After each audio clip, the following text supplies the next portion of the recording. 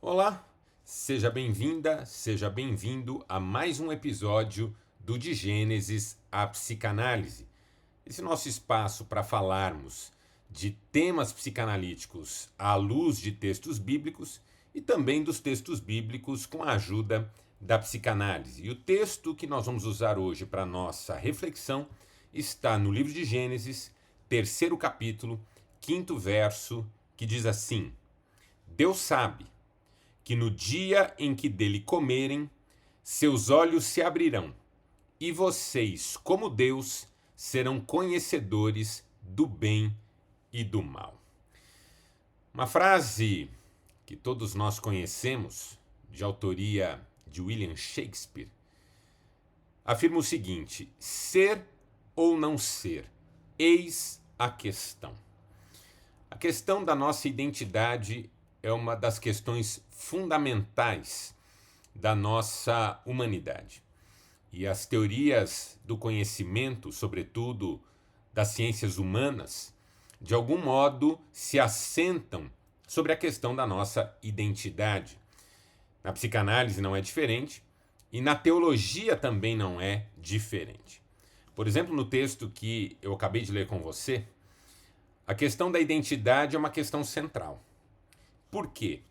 Porque ela está intimamente relacionada ao texto anterior em que o Criador diz: façamos o homem à nossa imagem e conforme a nossa semelhança.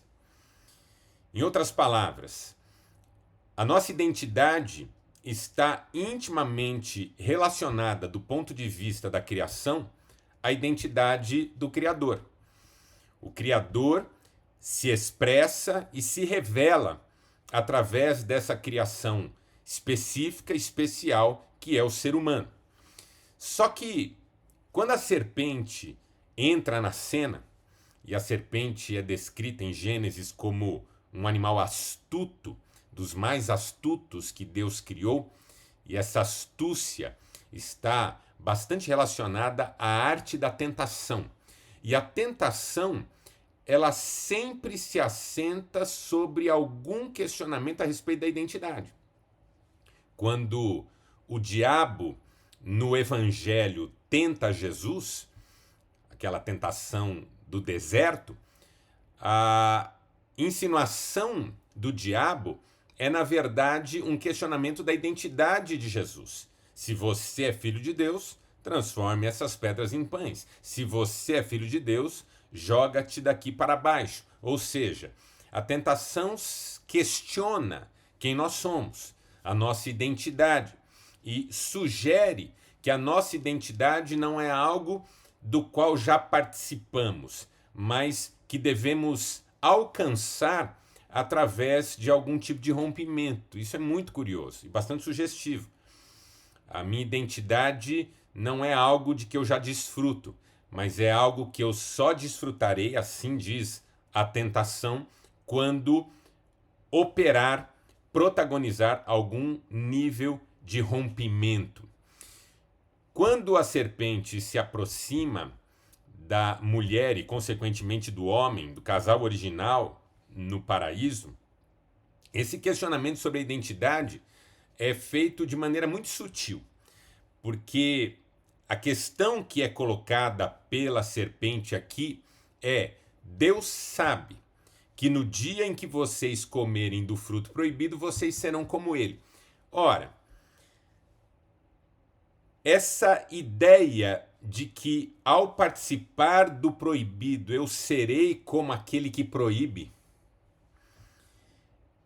acende uma espécie de luz, que na verdade nem luz é mais uma treva do que uma luz, na mente do homem e da mulher iniciais. Qual seja, vocês não são o que pensam ser. Vocês não são o que pensam ser.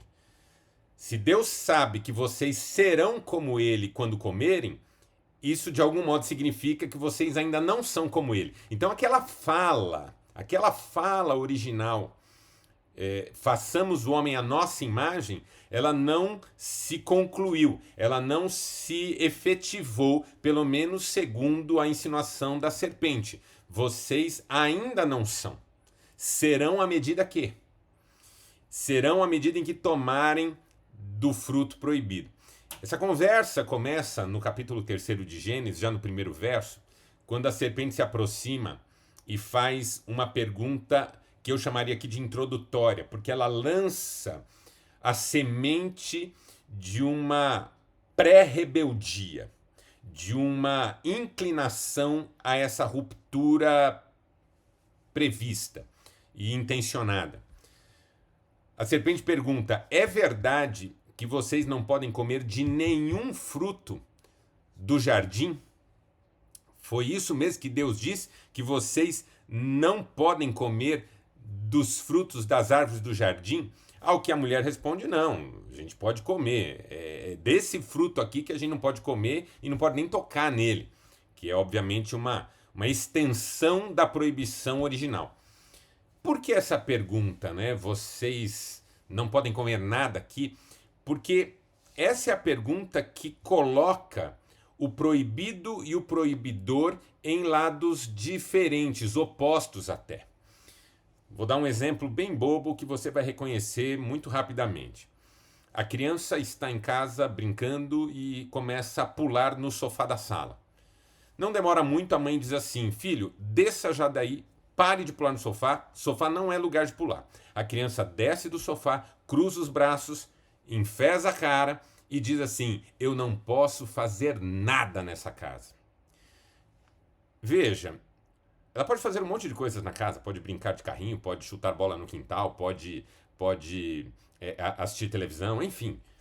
Mas quando a mãe diz desça do sofá e pare de pular, e a criança reage dizendo eu não posso fazer nada, aqui essa inclinação natural da criança para o pecado já mostra as suas garras.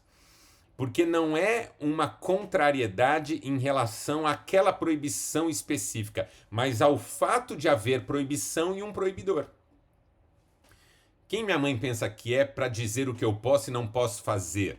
Então, quando a criança diz eu não posso fazer nada, não é uma questão da lógica. Eu queria poder fazer pelo menos uma coisa e não posso fazer nada. Mas é uma questão da rebeldia que é provocada, do constrangimento pela proibição que é declarada. Por que que você manda e não eu? Por que é que você decide e não eu?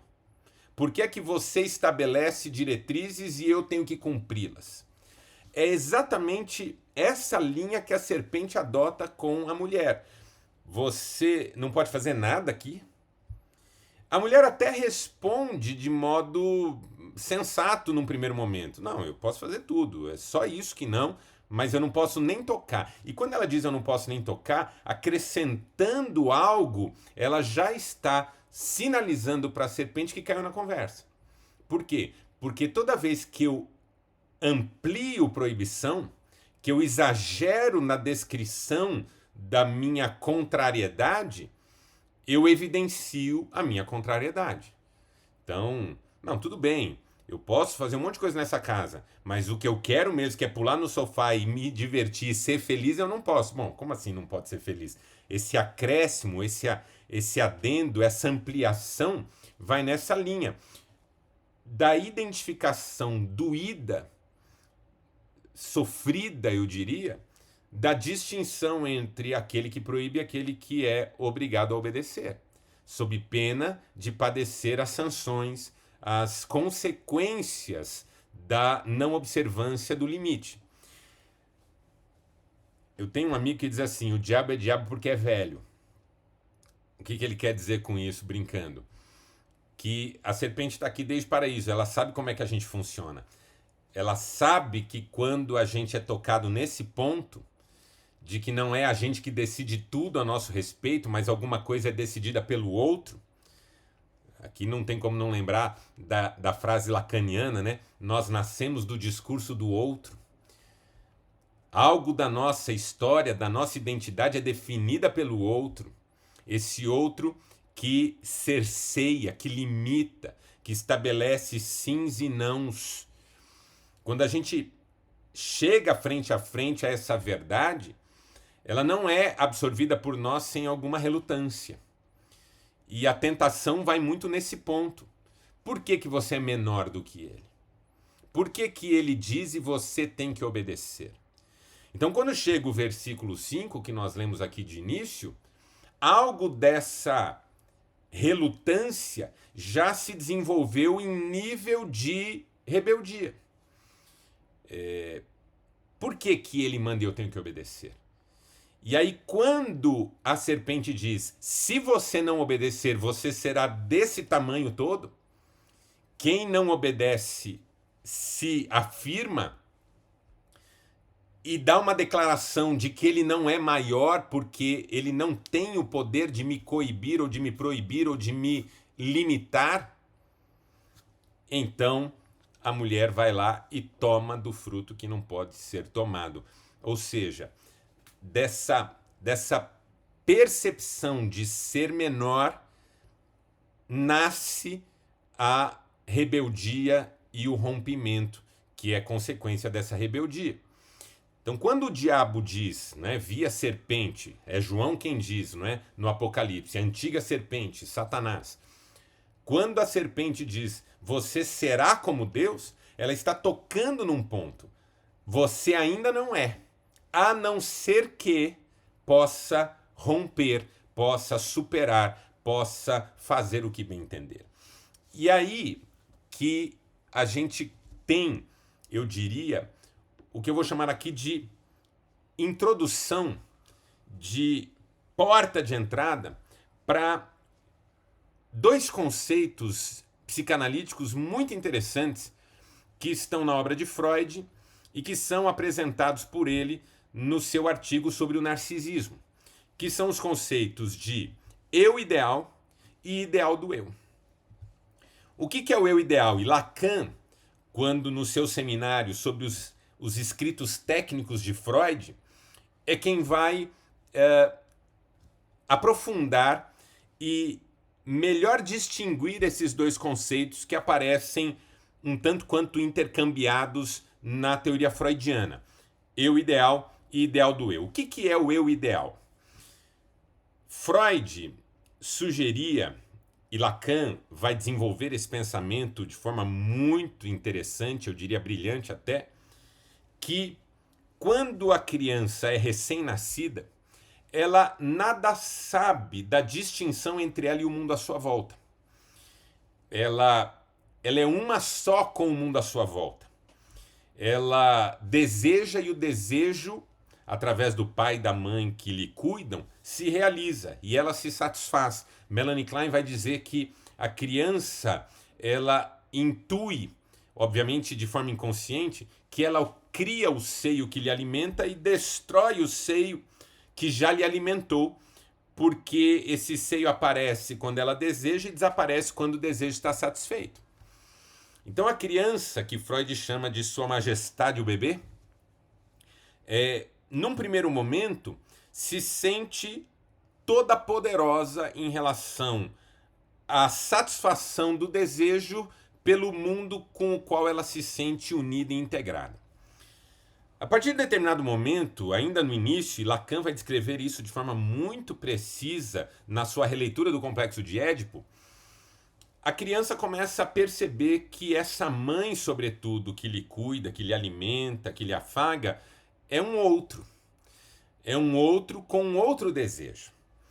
E essa criança que, num primeiro momento, se reconhece como tudo, começa a se reconhecer como o objeto do desejo desse outro, porque esse outro está ali para ela.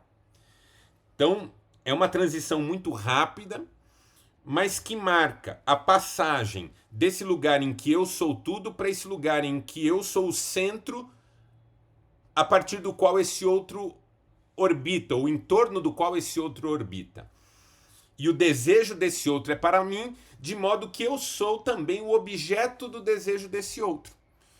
Se esse outro está aqui para mim, isso significa que eu sou o objeto do desejo dele. E esse é o momento fundamental que marca a construção do eu ideal. Por quê? Porque o eu ideal é, de certa maneira, um resgate desse lugar existencial em que eu sou tudo que o outro deseja.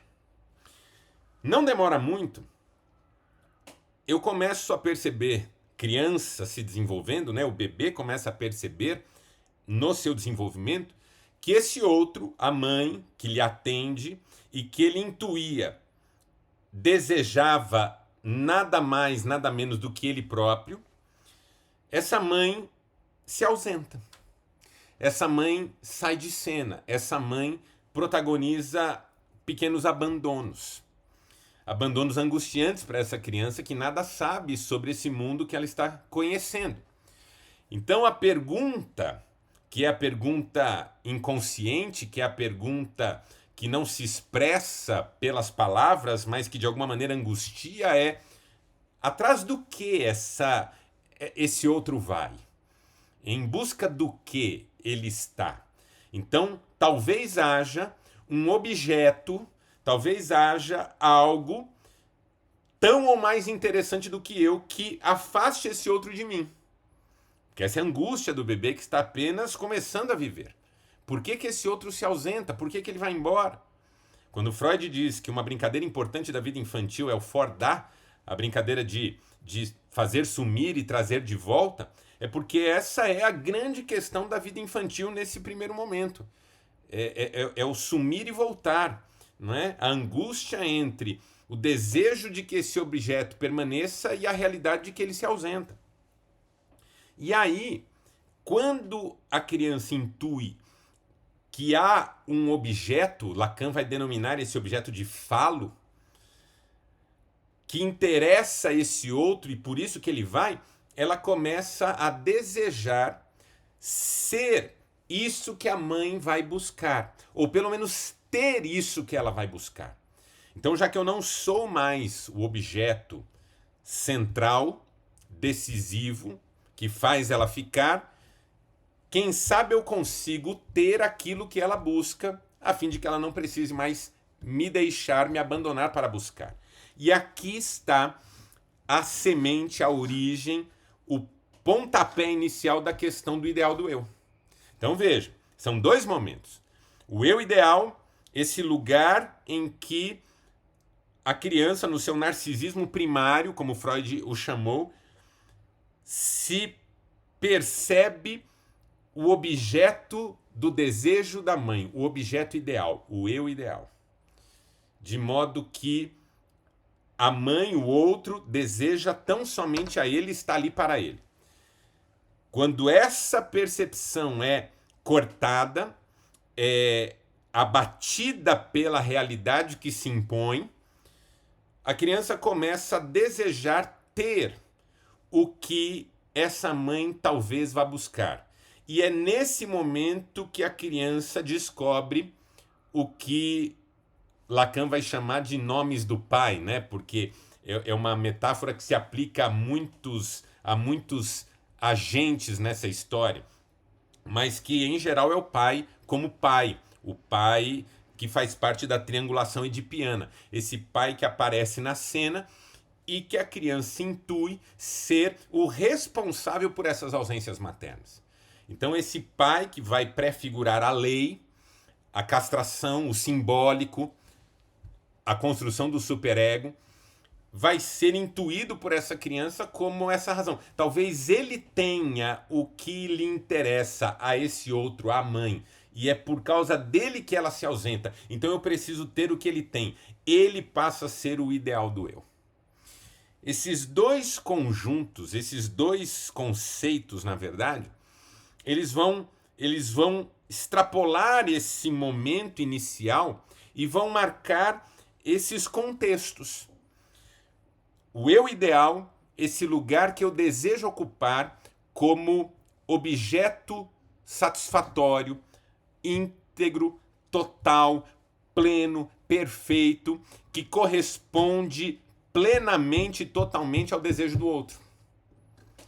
que é o eu ideal? Esse eu narcísico é a pretensão de corresponder cabalmente e absolutamente ao desejo do outro, de modo que eu seja a expressão de tudo que o outro quer. Esse é o eu ideal. E o ideal do eu? O ideal do eu é esse lugar em que eu reconheço que me falta algo. Me falta algo que, de algum modo, está presente num outro, com o qual eu preciso me identificar. E em me identificando, percorrer esse caminho de alcançar, construir e finalmente ter aquilo que ele tem e que me falta. Num primeiro momento, o ideal do eu vai ser esse pai, essa figura. A própria mãe, de algum modo, vai ter também esse lugar de ser ideal do eu, mas com o passar do tempo, o ideal do eu vai extrapolar os limites pai, mãe e vai abranger pessoas como avós, professores, num futuro, né, na vida de uma pré-adolescência, de uma adolescência, figuras que se destacam, não é? O herói, a celebridade, o potente, não é? O adolescente vai se identificar com grupos, muitas vezes, que vão até confrontar aquilo que ele recebeu dos pais. Por quê? Porque esse ressentimento inconsciente de eu não ter sido o ideal do eu, ou o eu ideal, melhor dizendo, para os meus pais, vai me levar a estabelecer um ideal do eu que os fira, que os confronte, que os constranja, que os desobedeça. Percebe a diferença? Então, assim, eu saio desse lugar onde eu pretendo ser a expressão exata do desejo do outro e vou para esse lugar em que eu busco ser aquilo que parece ser para mim a expressão desse desejo do outro que também é meu. Esse ideal do eu. Eu vou perseguir ser como tal pessoa ou como tal grupo. Na vida adolescente e jovem é muito forte. O ideal do eu está representado no grupo. Se eu fizer parte desse grupo, eu vou alcançar esse falo que me falta, essa grandeza, essa potência que me falta. Então veja, o eu ideal transiciona para o ideal do eu à medida em que a sensação de que eu sou é superada, vencida pela descoberta de que não sou. Então, o ideal do eu, ele nasce da percepção, da descoberta de que eu não sou o que um dia acreditei ser. No narcisista, esse eu ideal vai permanecer, ele vai persistir, ele vai perseverar, ele vai tentar a todo custo se manter. Eu continuo sendo o objeto do desejo do outro, eu continuo sendo perfeito, pleno, inerrante, impecável. Mas, à medida em que eu vou saindo do narcisismo por causa da força e da realidade dos relacionamentos interpessoais, eu vou estabelecendo os meus ideais do eu. Quem sabe se eu for assim, quem sabe se eu chegar a tal ponto, aí sim eu vou ser. É exatamente isso que acontece no paraíso. A serpente diz para o homem e para a mulher: vocês não são o ideal, o eu ideal, esse eu ideal que vocês talvez tenham. Vocês serão, se alcançarem o falo. E aí, qual que é o falo que a serpente estabelece? O fruto proibido. Ou seja, o ideal do eu de vocês está aqui pendurado nessa árvore. E o dia que vocês comerem, vocês serão. Serão como o ideal do eu de vocês, que é o próprio Deus. Então, olha a jogada da serpente. É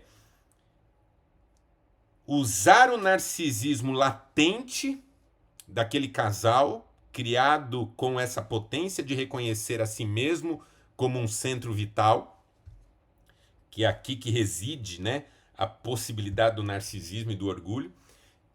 Pega esse narcisismo potente e faz uma afirmação. O que vocês pensam ser, vocês não são. Ainda que ele tenha dito, façamos o homem à nossa imagem, vocês não são como ele. Vocês serão quando alcançarem o falo perdido, comerem do fruto proibido. Aí sim, que é o lê do engano. Por quê? Porque o ideal do eu, ele vai se mostrar sempre inatingível. Não há um falo concreto, real a ser encontrado para que finalmente essa característica do eu ideal retorne. A verdade é que, com quanto se busque, por mais que se busque o ideal do eu, esse ideal do eu nunca se realiza. Por quê? Porque ele é simbólico, ele é da ordem do discurso, ele tem a ver com aquilo que é introjetado.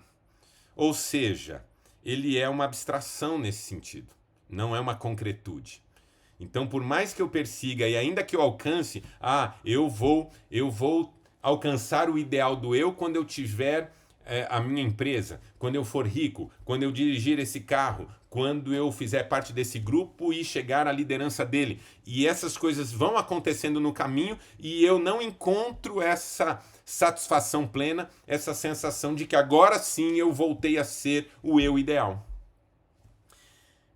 Por isso que quando... isso é maravilhoso, né?